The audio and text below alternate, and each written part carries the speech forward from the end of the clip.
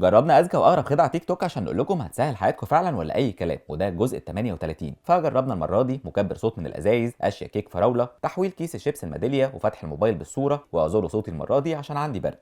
الهاك اللي جاي دي بقى في منتهى الخطوره، بيقول لك ان انت لو عندك صوره للشخص تقدر تحطها قدام الموبايل كده فالفيس اي دي يفتح. دي لو حقيقيه هتبقى كارثه بجد. ادي الموبايل اهو، وادي الصوره بتاعتي. نبتدي بقى ايه، نحرك الصوره قدام الموبايل من كل حته، واحنا بندعي من كل قلبنا انها ما تظبطش. نجيب الصوره يمين شمال، نخليها تبوس الموبايل، نقرب ونبعد، وفراق وهجر، وبرده ولا اي حاجه. اول مره ابقى سعيد ان هاك ما تظبطش، لان ده معناه ان لو حد معاه صورتك فهو معاه حياتك كلها، ياخد موبايلك يفتحه وينط بقى في اسرارك. الهاك الحمد لله مش شغاله، وهدخلها قائمه تمام. الفيديو اللي جاي ده بقى عملوا حاجه لو ظبطت يعني هتوفر الافات الناس بتدفعها على السماعات. عملوا سماعه او مكبر صوت يعني من ازازتين بلاستيك. فادي الازازتين نقطعهم كده بالشكل ده من تحت، وبعدين نيجي من الجنب نعمل الخرمين دول. ندخل بقى في الخرمين دول اي حاجه على شكل اسطوانه، وليكن مثلا بتاعه المناديل او بلاستيك راب، وبعدين نثبت بالبلاستر كل الحاجات دي مع بعض بحيث يبقى عندنا شكل كده ايه، ما فيش حاجه فيه بتتحرك. نبتدي بقى نجرب نشغل فيديو كده نشوف الصوت هيطلع عامل ازاي، عشان نلاقي في الاخر نتيجه متخلفه جدا. بصوا، هو الصوت اللي طالع من الازازتين اعلى، بس هو طالع كهبهبه يعني حاجه كده، مش صوت فعلا كواليتي كويسه ومتكبر وتسمعه والكلام ده. فانت احسن لك تسمع بالصوت العادي، ولو ده مش عاجبك ما تسمعش خالص، لان الصوت اللي طالع من البتاع دي يجيب تخلف بجد. الهاك مش عمليه طبعا، وادخلها قائمه اي كلام.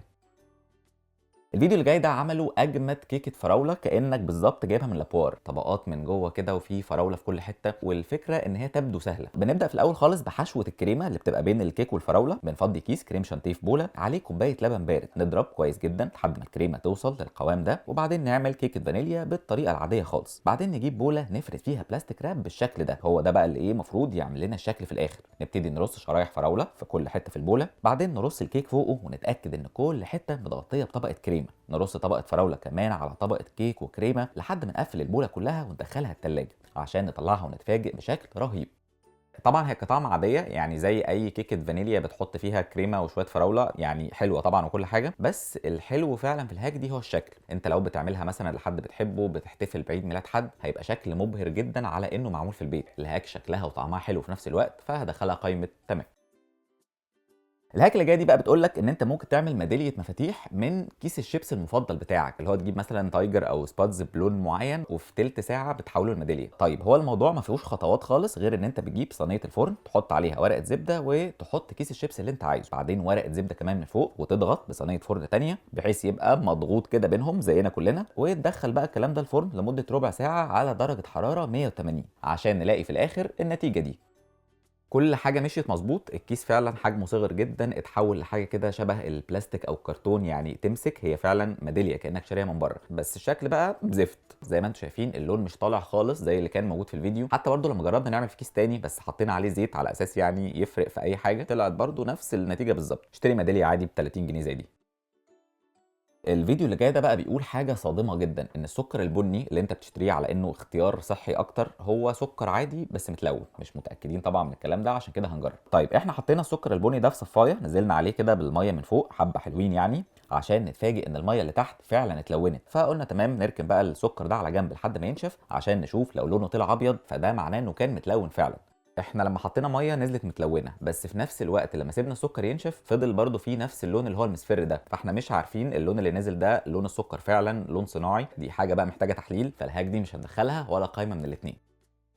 الفيديو اللي جاي ده عملوا صينيه لازانيا بس بالبطاطس، يعني بدلوا شرايح بتاعه المكرونه دي ببطاطس. فهي من ناحيه ممكن تبقى صحيه اكتر، وفي نفس الوقت هتعجب جدا الناس مدمنين البطاطس اللي زي. بدانا الاول نقطع 3 وحدات بطاطس مكعبات كده كبيره زي ما انتم شايفين، ونسلقهم في ميه سخنه مع 4 فصوص توم ومعلقه صغيره بيكنج باودر، ونركن البطاطس على جنب لحد ما نشوح ربع كيلو لحمه مفرومه عليها بصلايه متقطعه، توابل ملح بقى وفلفل اسود وبابريكا وزعتر، توم بودره وبصل بودره، مع طبعا معلقتين كبار صلصه وعصير طماطم، واخر حاجه بنزودها هنا معلقه جبنه كريمي. فاحنا كده عندنا البطاطس مسلوقه واللحمه متعصجه. نبدا بقى ايه، نعمل طبقات اللازانيا. طبقه بطاطس في الاول، بعدين طبقه لحمه، طبقه بطاطس تاني، ونقفل في الاخر بجبنه موتزاريلا على الوش، وندخلها الفرن على درجه حراره 180، والنتيجه عظيمه جدا جدا.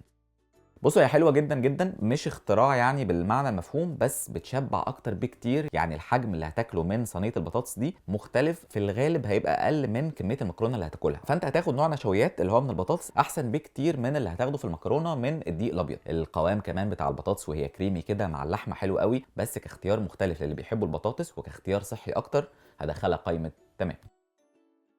الهاك اللي جايه دي بقى بتقول لك ايه، انت ممكن تسن المبشره بظهر المج، وده يبدو منطقي جدا لانه الناس كلها بتسن السكاكين بنفس ظهر المج ده. فبدانا نجرب، جبنا المبشره بتاعتنا دي واحنا عارفين انها مش قد كده قوي، بدانا بقى ايه نمشيها على المج بالشكل ده لمده مثلا نص دقيقه لدقيقه عشان نكتشف في الاخر نتيجه مبهره جدا. احنا كنا عارفين ان المبشره دي بارده قوي، يعني قديمه جدا فمش احسن حاجه، فلما جينا نبشر الجزر بيها بعد ما عملنا الهاك في اختلاف رهيب، يعني بقت حاده جدا خشنه، الحاجات بتطلع بسهوله، فالهاك منطقيه وعمليه جدا وهدخلها قائمه تمام. الفيديو اللي جاي ده بقى عملوا حاجه هي ذكريات اكتر من كونها حاجه مهمه، عملوا اللوليتا بتاعت زمان خالص دي. واحده واحده كده احنا بنجيب كيس عادي خالص، بعدين نسخن السكينه عشان نمشي بيه على الكيس فيتقطع ويعمل لنا كيس اصغر مستطيل كده طويل شبه الكيس بتاع اللوليتا بالظبط. احنا بقى خدنا الاكياس دي وعملنا بيها طعمين، واحد حطينا فيه زبادو بالخوخ، والتاني قررنا نملاه شوكولاته في الاول بحيث نعمل كفر خارجي، بعدين نحط بعد الشوكولاته لبن كمان بحيث يبقى عندنا ايه لوليتا عليها كفر بالشوكولاته من بره. نحطهم بقى في الفريزر 3 4 5 6 ايام مثلا عشان نخرجهم ونلاقيهم برضو ما تجمدوش قوي. بصوا بتاعت الشوكولاته رفضت رفض تام ان هي تجمد، معرفش بقى نوع الشوكولاته ده متخانق مع اللبن ولا ايه، بس هي شكلها حزين جدا. التانيه بتاعت الزبادو جمدت وتمام، بس مفيش اي اختلاف، انت كان ممكن تحط البتاع مثلا في اي كونتينر او حاجه في التلاجة بعدين تعضعض فيهم بعد كده، وفي نفس الوقت الموضوع شكله سهل بس هو بجد مرهق قوي. انت الاول بتقطع الكيس فتلاقي فيه حته مخرومه هنا تصب فالحاجات تسرب فتغير الكيس، حد يمسك قدامك عشان تفتح بق الكيس وتصب، كتير قوي والله. الهاك ملهاش اي لازمه في حياتنا وادخلها قائمه اي كلام.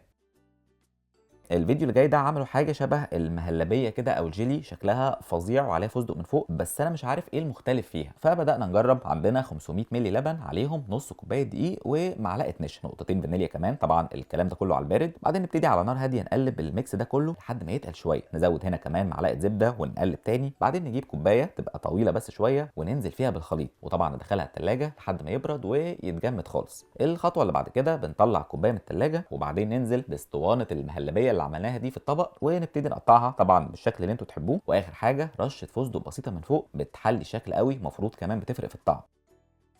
ولا اي حاجه، انت عملت المهلبيه عادي جدا بس الطريقه اصعب بكتير، بتاخد وقت اطول. انا نسيت اقول لكم كمان ان انت لازم تحط زيت في الكوبايه، لان انت لو ما حطيتش هتلزق فكل مجهودك هيروح في الارض. الشيء الوحيد المختلف بس في الموضوع هو طريقه التقديم، الشكل. حتى برضو الشكل ده لما عملناه في الحقيقه ما كانش مبهر قوي، يعني الهاك شغاله بس مش مهم قوي، فمش هدخلها ولا قايمه من الاثنين.